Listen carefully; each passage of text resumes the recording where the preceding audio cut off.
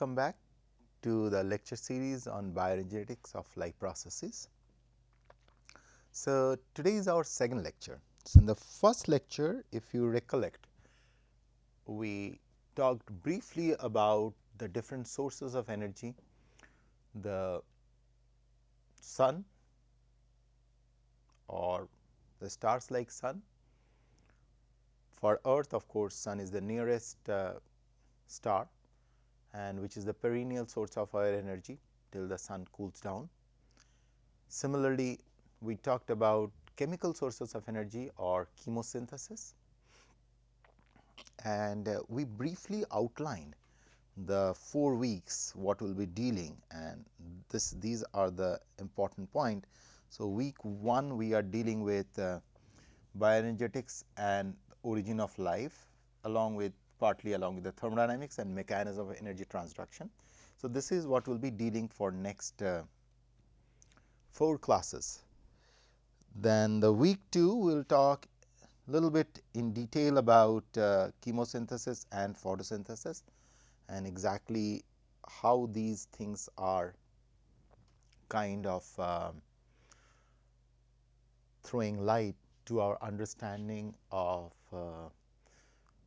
the core energy transformation processes which are happening on the floor of earth or underneath the sea bed or the ocean bed, which is governing much of our ecosystems at different conditions, starting from extreme ecosystems to normal ecosystems on the floor of earth. Next, we will go for the electron transport, what we talked about in the photosynthetic electron transport, or in other word, the one which is driven by sun. Similarly, that electron transport, how that helps the mitochondria to synthesize molecules like ATP, and which will take out to the most fundamental thing, which is essentially your ATP synthesis or glucose synthesis. So, to start off with, today is our second class. So, bioenergetics and the origin of life. This is where we are starting. So, we are into lecture 2 of 20. So, bioenergetics and origin of life. So, and then next we will be following the thermodynamics in that line.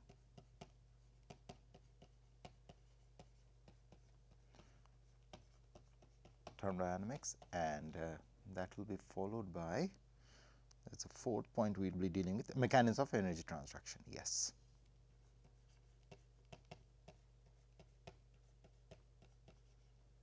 Mechanism of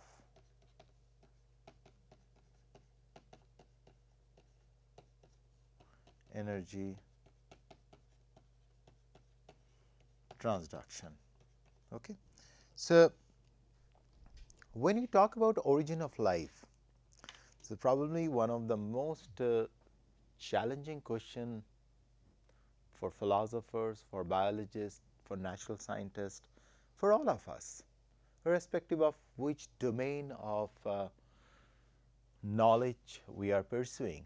This question has haunted us, how we arrived in this form currently, and is that the final frontier, or are we going to keep on evolving? So, we really do not know the future, where we are heading, and we do not know the past from where we have come. We know the present, and standing at the present, we make some, I would say, within human limits of rationality, some rational guesses.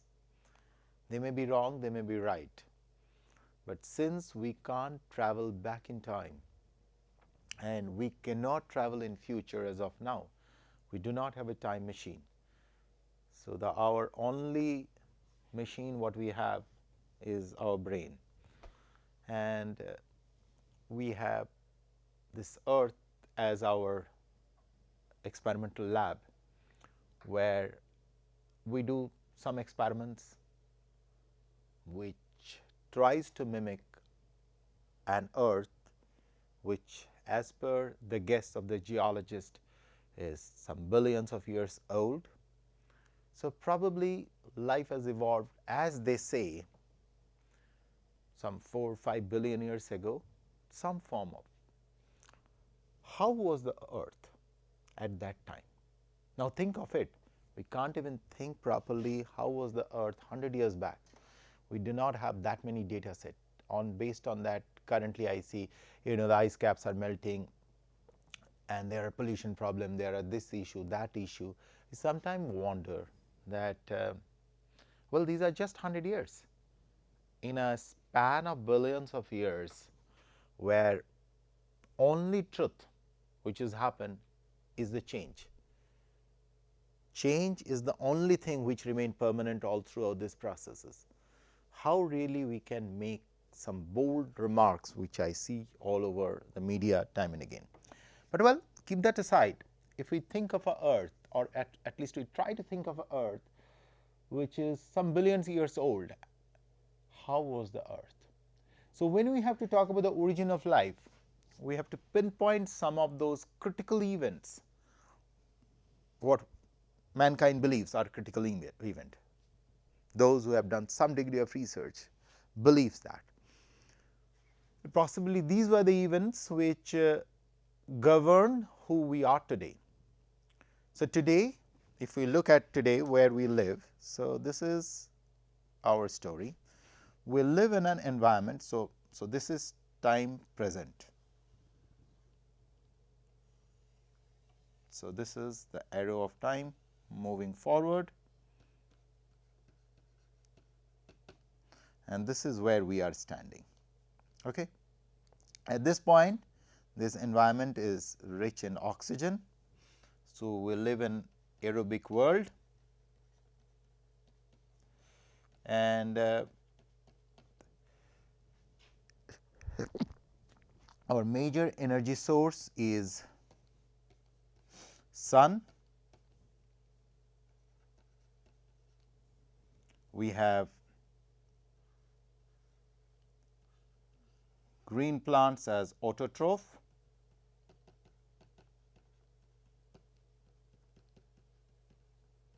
or in other words, they can synthesize their own food using sun,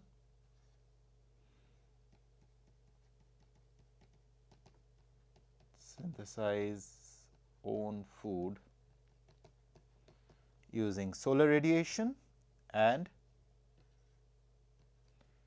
salt and minerals, okay, that they are deriving from the roots. Then we have next class of species, what we are, the heterotrophs. We consume them, and further this cycle goes on, as we term famously the food chain.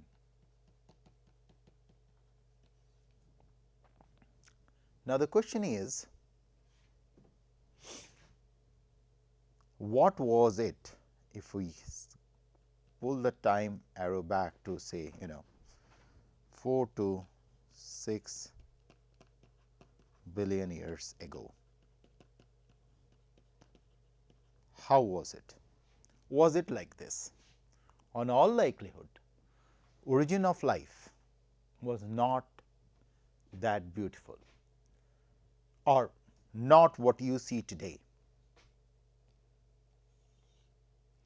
The earth, as is being predicted 4 billion years ago, this sun was way more intense radiations on earth. There was no UV protection there was no UV cover, there was lot of water of course, which is now also it is there, and the whole earth mass was filled with different kind of current day what we call most of those hazardous gases like H2S, sulfur dioxide, and there are several transition metal like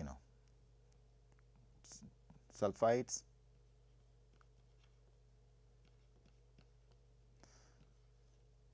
and there was no oxygen. This was probably the earth which was at a very high temperature, degree centigrade, very high, as compared to the current day where we kind of live around 37 to 47 degree to some places like minus 20 degree. This is the range where we are living, minus 20 to minus 40. There are places where at particular time of the year the temperature really falls down, and at particular time of the year there are places that temperature shoots up to say 47, 48. But 4 billion years ago the earth was a different ball game altogether, and it has traveled like this. Now the question is, under those conditions, if these conditions had to be emulated, how possibly life has evolved? Was all these things were there? It possibly doesn't look like they were there. Why? Because that is where it comes your rational guess, because most of these plant won't be able to survive a certain temperature beyond say 50 or 60 degrees, won't be able to survive. Similarly, they won't be able to survive a very low temperature too. So they survive within an optimal temperature range. So now the thing is that if the ambience, so either there are two possibilities.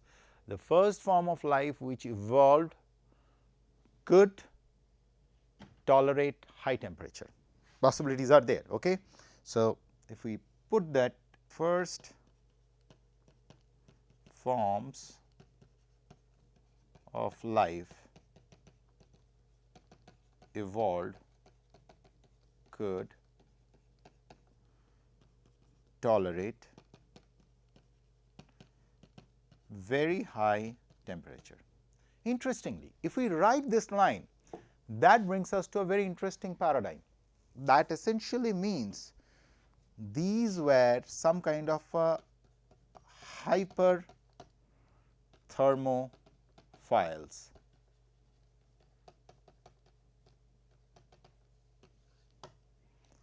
Something hyper means higher, very high, thermo means temperature. So, something which can tolerate high temperature.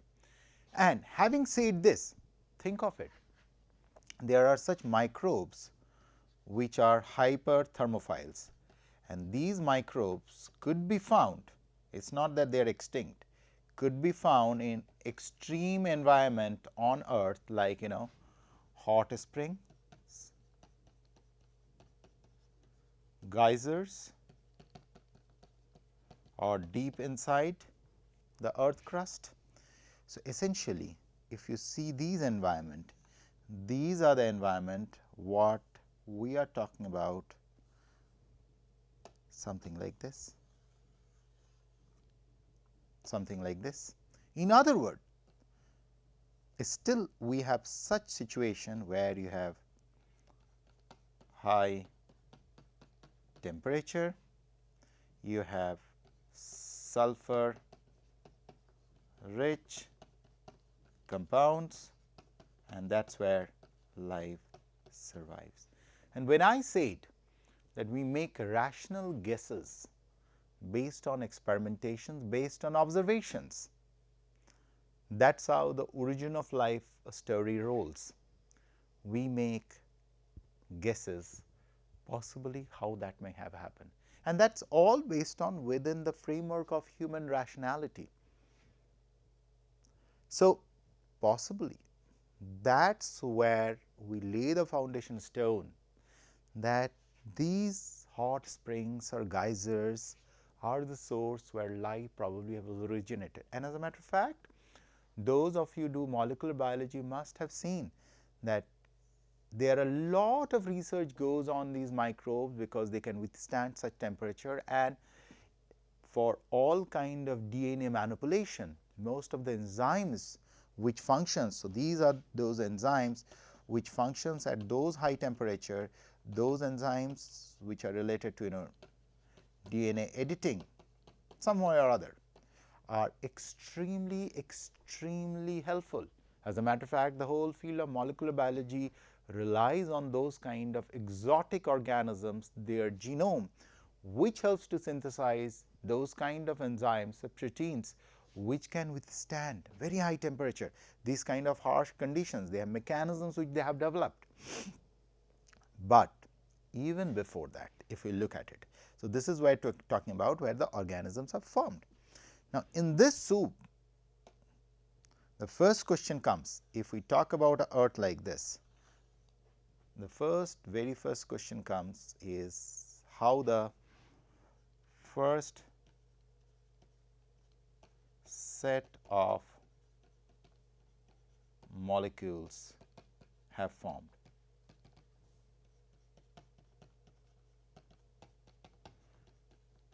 And what were those molecules? Were they, two questions which comes, were they inorganic in nature or they were organic in nature? Because if you look at the earth some billions of years ago, there were hardly any chance that there were organic molecules. Most of them would have been some form of inorganic compounds, like most of those were iron, sulfur, manganese, molybdenum, these kind of things, and lot of hydrogen sulfide, sulfur dioxide, lot of UV rays, high temperature. These were the conditions, and of course, lot of water likewise, and most of those conditions, as I mentioned here, there were hardly any oxygen. It is believed, I will come to this, it is believed that somewhere out here the oxygen came into picture. In other words, from the biggest transition which took place was from anaerobic to aerobic landscape. But much earlier than that, if we talk about how the first set of molecules or first set of self assembly which happened, we have no clue, we just have guess. Because when we write in biology, we talk about when we draw a cell, we draw a cell like this. So, this is a mammalian cell, all of you are aware of. These are lipid bilayers, and here is a nucleus with a DNA, and there is small organelles like mitochondria, empty I am showing by, then you have plant cells where you have chloroplast, I am showing by CHL, NUC is the nucleus, and bilipid membrane BLM. Okay. Now, the question which always haunted is how these self assembly happen. So, was those the first cells which are formed, but then there are things somewhere or other from this inorganic milieu, some organic compound has to form, those organic compounds have to self assemble. So, if I put it in terms of chemical evolution, so that is the term I wanted to introduce first, chemo evolution. So, in other words, in an inorganic world, so the journey as my limited understanding of it is that from an inorganic world, of course, here is the time frame which is moving on my right hand side, we moved on to an organic world. From the organic world, we move on to a bioorganic come bio inorganic world, and possibly in that process we develop the first cell, first current day cell. Why I said current day cell? Possibly there were other form of cellular structure which has formed, but for a cell to form, a biological cell, what we just now I drew in the previous slide, this has to form. To realize, it is being believed that life evolved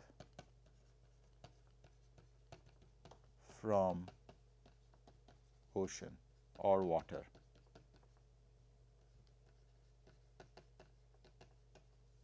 Now, this ocean floor was extremely rich, believed in. It is a saline, salty. So, now in order to form any form of cellular or any separate compartments, something which is not part of it, you have to have some form of, if this is your milieu of the high saline rich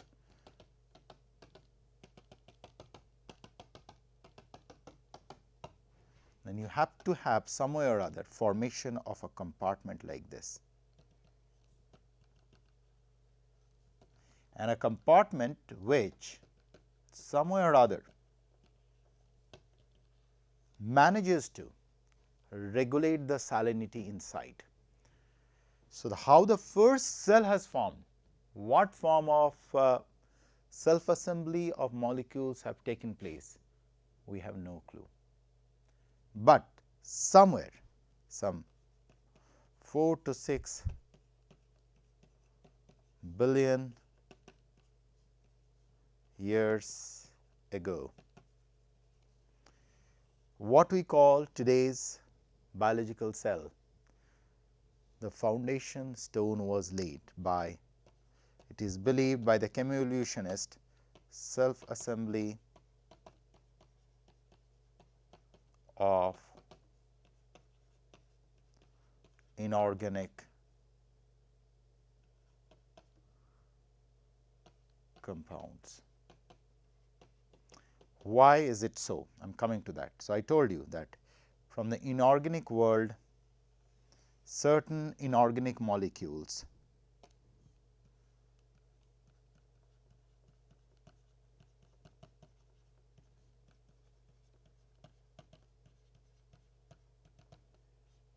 self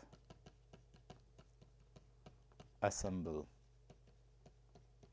These self assemble structures from the first membrane, on which it is believed much of this organic world developed, and they further self assemble to something bioorganic bioinorganic world, which eventually tell us or presented us what we talked about the cell. And of course, in that whole process we shifted from